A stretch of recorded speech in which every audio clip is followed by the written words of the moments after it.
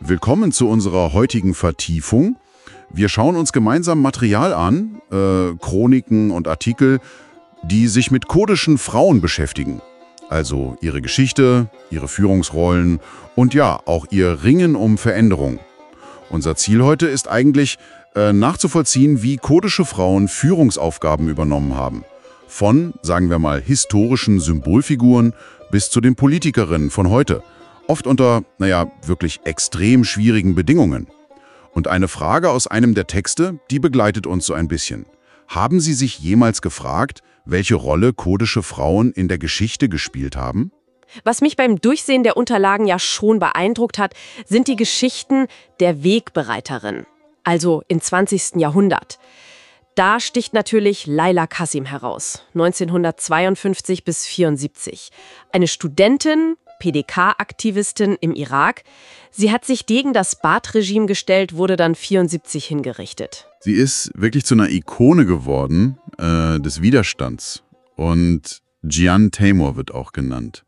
Eine frühe Unterstützerin der Barzani-Bewegung in Südkurdistan. Nicht nur einfach traditionelle Rollen durchbrochen und das in einer stark patriarchal geprägten Umgebung. Sie haben Bildung genutzt, also als Sprungbrett für politischen Aktivismus. Das machte sie zu mehr als nur Aktivistinnen. Sie wurden halt zu Symbolfiguren. Figuren, die auch nachfolgende Generationen inspiriert haben. Das zieht sich so durch viele Texte. Mhm.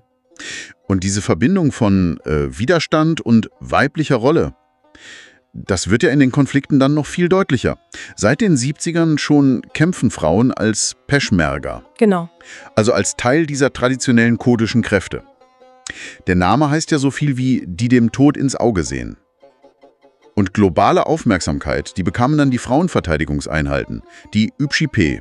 Ja, die YPG, genau. Besonders im Kampf gegen den IS, so 2014 um Schengal. Das war medial sehr präsent damals. Und eine Gestalt, deren Schicksal wirklich tragisch in den Artikeln geschildert wird, ist Havrin Khalef. 1984 bis 2019 Generalsekretärin der syrischen Zukunftspartei.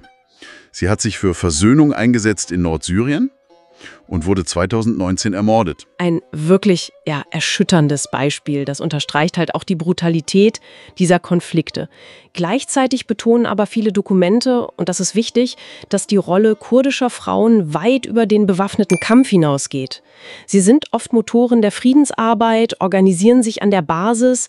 Ein bekanntes Beispiel aus den Quellen ist ja Congraya Star in Rojava. Das ist quasi ein Dachverband für Frauenräte. Okay. Oder sie agieren als Vermittlerinnen zwischen verfeindeten Gruppen. Es ist diese Dualität, die beeindruckt. Kampf auf der einen Seite, Friedensförderung auf der anderen. Und diese Entwicklung, die sehen wir ja auch im 21. Jahrhundert.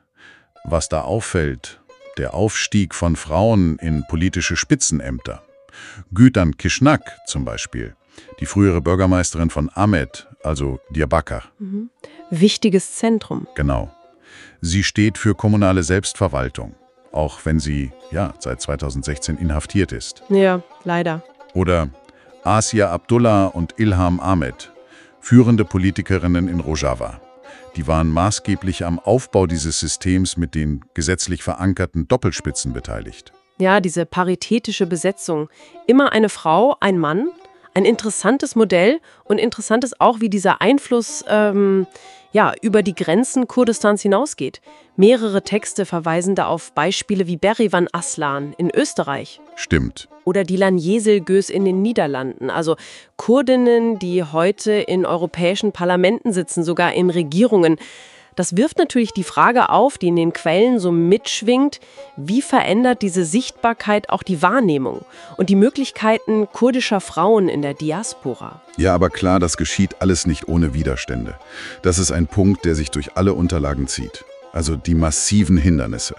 Tief verwurzelte patriarchale Strukturen, staatliche Repression. Besonders in der Türkei und im Iran wird das hervorgehoben. Und natürlich die Belastungen durch Krieg und Vertreibung. Absolut. Aber gleichzeitig, und das ist eben die andere Seite, die auch beleuchtet wird, gibt es neue Chancen. Bildung spielt eine Rolle, die Erfahrungen aus der Migration und die Möglichkeiten digitaler Vernetzung. das stärkt die Frauen. Organisationen wie das erwähnte Congress da oder auch die Kurdish Women's Rights Watch in der Diaspora oder die PKK, das ist die Frauenpartei innerhalb der PKK-nahen Strukturen. Die werden als wichtige Netzwerke beschrieben für politische Teilhabe, für sozialen Wandel. Es zeigt sich da schon eine bemerkenswerte Fähigkeit, selbst unter widrigsten Umständen, ja, Räume für Veränderung zu schaffen. Was ist also so die Essenz? Was nehmen wir mit aus diesen Quellen?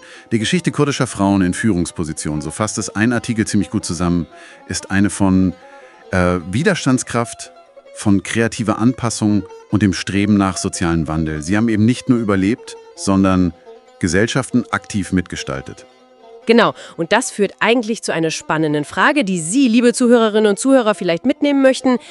Wenn man sich diese Modelle ansieht, die in den Texten beschrieben werden, Doppelspitze, Frauenräte, etabliert in Rojava unter schwierigsten Bedingungen, welche Denkanstöße könnten davon ausgehen für Debatten über Geschlechtergerechtigkeit und politische Partizipation anderswo? Vielleicht ja sogar in etablierten westlichen Demokratien, da gibt es sicher einiges zum Nachdenken.